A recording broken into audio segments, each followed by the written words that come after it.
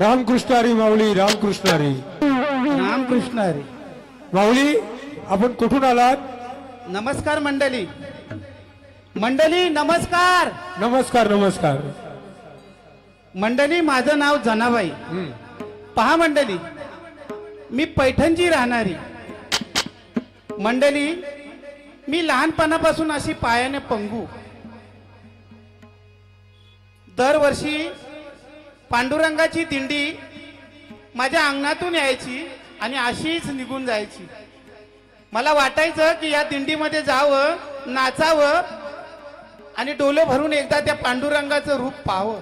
पण काय करणार मंडळी, मी अशी पायाने पंगू असल्यामुळं दरवर्षी दिंडी माझ्या समोरून निघून जायची आणि पंढरीची माझी वारी ते स्वप्नच होऊन राहायचं. यावर्षी ही असंच झालं मंडळी. माझ्या अंगणातून दिंडी पंढरपूरला निघाली होती. मला वाटत होतं की जावं त्या पंढरपूरच्या विठ्ठलाचं एकदा दर्शन घ्यावं, त्या दिंडीमध्ये नाचावं, गावं. माझी खंत बघून माझा भाऊ म्हणाला, ताई तू घाबरू नकोस, तुला पंढरपूरला जायचं आहे ना, चल यावर्षी तुला मी पंढरपुराला घेऊन जातो. पहा मंडळी, माझ्या भावानं मला पाठीवर उचलून घेतले आणि आम्ही पंढरपूरच्या वारीला निघालो. मंडळी, आमच्या गावचे सुनील महाराज सुद्धा या दिंडीमध्ये आहेत. ते सुद्धा माझ्यासारखेच असे पंगू आहेत. सुनील महाराज राहिले तरी कुठे? सुनील महाराज,